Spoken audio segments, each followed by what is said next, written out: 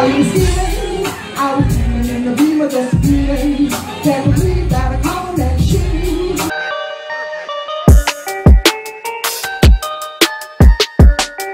What up guys, it's your boy Ali and welcome to Hip Hop Forever. Before I get started, make sure you subscribe and hit the notification button if you like this type of content. I upload videos weekly. 2001 was Blu Cantrell's year. Her debut album got released and became a commercial success. The album peaked at number 8 on the Billboard 200 and was eventually certified gold in the US. After So Blue got released, Blu Cantrell became a star overnight and became so popular that her hit song Hit 'Em Up Style earned her international stardom.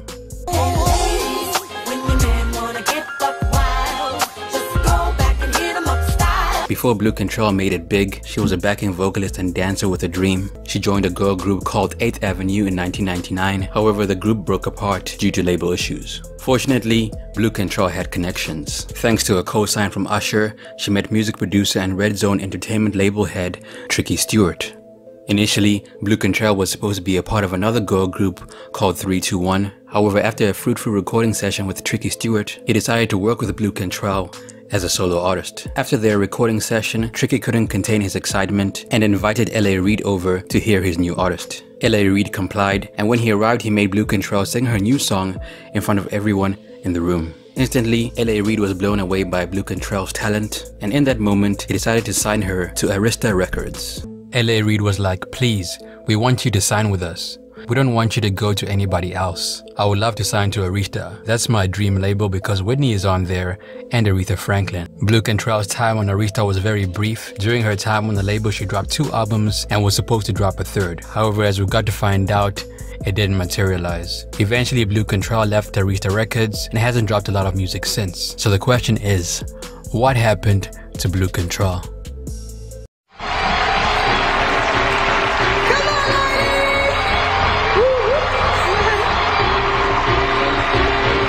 In 2003, Blu Cantrell released her second album called Bittersweet. Just like her first album, Bittersweet is soulful and made from the heart. However, despite coming back with a good project, the album wasn't very successful in the US, peaking at number 37 on the Billboard 200. One reason Blu Cantrell disappeared from the scene is because her album flopped. Compared to So Blue, Bittersweet didn't perform well in the US. It did well internationally. However, Blu Cantrell's success overseas was not enough to keep the US interested in her music. Another reason Blu disappeared from the game is because she didn't like the way R&B was changing. It was becoming more sexual. Blu didn't want to be objectified. She wanted the music to speak for itself and refused to conform to the standards that were set in place by the music industry. That's the way R&B is now. You shouldn't have to take off all your clothes to get attention, but that seems to be what the public wants. But where else can you go after that? Now, Blu Cantrell does have a point here. Sexuality is a huge selling point for female artists. Most times they need to be admired by women and desired by men. Image is everything. An artist who can't sing can still get a record deal because they look good. That's just the game. I mean, why sign an artist with actual talent anyway? Especially when autotune exists. Evidently, the music climate shift and her deteriorating sales numbers were not Blu Cantrell's only concern. Beyoncé was another. In 2001, Destiny's Child released an album called Survivor.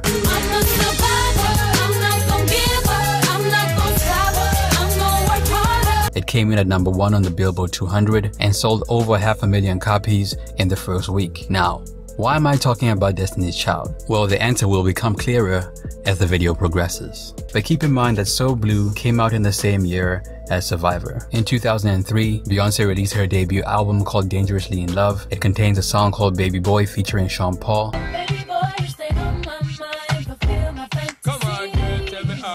And this song is very significant for one reason. After the song dropped, Blu Cantrell accused Beyoncé of plagiarism as she believes Baby Boy is a ripoff of her Breathe single. Her song Baby Boy has the exact word breathe in the hook. She's ripping me off, but there's no animosity because I'm a very positive person. However, I'm a little bit disappointed because she is established and didn't have to do that. But she won't get away with plagiarizing me because I'm a #1 artist. Now both songs feature Sean Paul.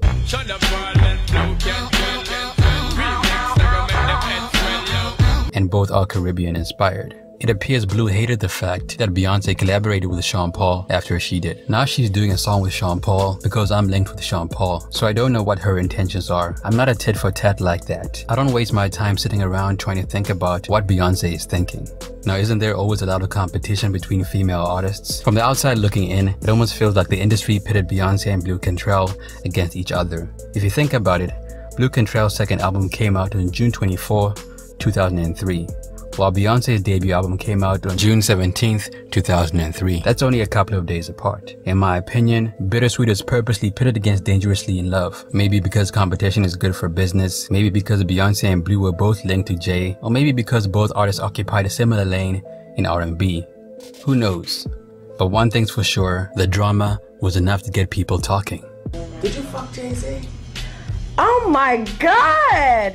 Now, before we get back into the Blu Cantrell and Beyonce drama, let's talk about contracts. Like Vida and Emil, Blu Cantrell got signed to a label at a young age and didn't know much about the legal side of the music business. As new artists, they let the label take control of their career because they didn't know better. In the end, they all paid dearly for this mistake. Nobody really knows the whole truth but me and them, but I was really taken advantage of. I did most of the writing and they took all of my publishing. The checks were coming in and I never saw any checks. I never got one dime from Arista. Evidently, a lot of artists back then were guilty of not being educated about the music business before they signed to a label. Many of them were pulled in by fast money and the glamorous lifestyle. I mean, who in their right mind would turn down $1 million advance when they're hungry? Easy wins are very enticing. However, many rappers have come to find out that the fast money isn't always the smartest. Now here's where the video gets a little bit more strange. On January 7th, 2012, Jay-Z and Beyonce's daughter Blue Ivy Carter was born. To many, Jay and Beyonce are considered the king and queen of hip-hop, so naturally when Beyonce gave birth and announced the name of their child, people were all over it. Why did Jay and Beyonce name their kid Blue Ivy? Conspiracy theories were all over the place. Some people believe the word blue represents Jay-Z's Blueprint series, and the name Ivy represents the Roman numerals IV or the number 4. There's a lot of significance to that number. Jay-Z's birthday is on December 4th, and Beyonce's is on September 4th. The couple married on April 4th, and Beyonce released an album called 4 in 2011. Clearly the pair loves the number 4. While most fans were trying to figure out why Jay and Beyonce called their kid Blue Ivy, one of Jay-Z's former flames claimed to have the answer. Of course, I want to say congratulations to Jay-Z and Beyonce on having a healthy and happy baby girl. I love her name. Now, Blu Cantrell didn't outright say that Jay and Beyonce named their kid after her, but she sure did imply it. Now, I've had my fair share of relationships. Some ended amicably, while others did not. But at the end of the day, I know that every one of my exes helped me grow as a person, and I harbor no ill feelings towards them. However, with that being said, I personally wouldn't give my child a name similar to any one of my exes. I don't need walking reminders of my past in my house. But that's just me. For those of you that don't know, Jay-Z and Blu Cantrell allegedly had a relationship in the early 2000s. Blu Cantrell was a lady that Jay allegedly wanted to be with before Beyonce. He was serious about their relationship. However, it appears she was not. She dumped Jay. And at the time, the fans believed Beyonce is the reason their relationship ended. It seems people are saying she took him away from you, but that's not true because there was nothing to take. We were just friends. Another rumor suggests Blu Cantrell left Jay-Z because she wanted to date women. Now, Blu Cantrell has spoken out against these rumors and also claimed that she was pretending to date Jay-Z for the free publicity. Me and Jay-Z were said to have been dating. It was major press. I have to say to you that we weren't. Now, in my opinion, Blu Cantrell isn't very good at manipulating the truth because the evidence of her relationship with Jay is just too hard to ignore. But just for the record, I have a major crush on Jay-Z. I totally believe that, though. In 2003, Beyonce released a song called Signs. On the track, Beyonce sings about being in love with a Sagittarius and also mentions being hurt by a Pisces. I was in love with a Sagittarius. Show me love, 'cause I've been hurt by a Pisces. Ironically enough, Jay-Z is a Sagittarius and Blu Cantrell is a Pisces. Yes, Jay-Z is a Sagittarius and I'm a Pisces. Is this a coincidence? I think not. Evidently, Blu Cantrell didn't want to play any games with Beyonce. She was ready for war and believed Beyonce wasn't a threat. Maybe she's trying to do it to get press, but I want to make her understand if she goes there with me, it's the wrong move. She needs to understand what she's doing and what she's getting into. I'm a master at singing. At this point, Blu Cantrell felt like Beyonce had a problem with her. However, she believed that Beyonce's real issue lied with Jay-Z and not her. If she is being negative, She doesn't need to be, because she's a beautiful girl. But if you have issues with your man, and I don't know what the situation is with them, I don't want to speak on that. But if you have issues, address it with the guy. Don't take it out on the girl. It's never the way to go. Now, during an interview with Wendy Williams, Blu Cantrell got asked whether she thinks Beyonce's relationship with Jay-Z is real or not. She proceeded to say that she thinks it's real. However, she also started talking about her crush on Jay-Z. No, they're in love. I had the biggest crush on Jay-Z, and I still have a crush on him. I don't care who he is dating. I still like him. I really like him though.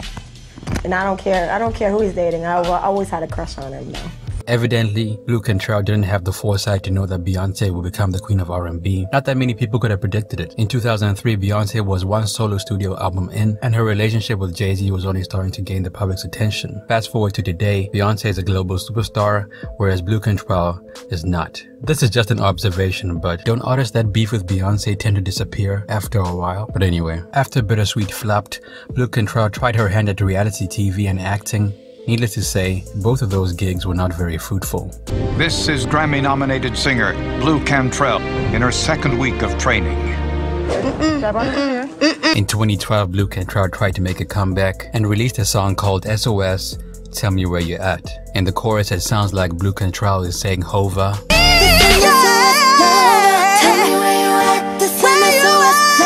The song talks about a woman that was abandoned by a man she loves. She was clearly talking about Jay-Z, and that's crazy to me because she's the one who ended their alleged relationship.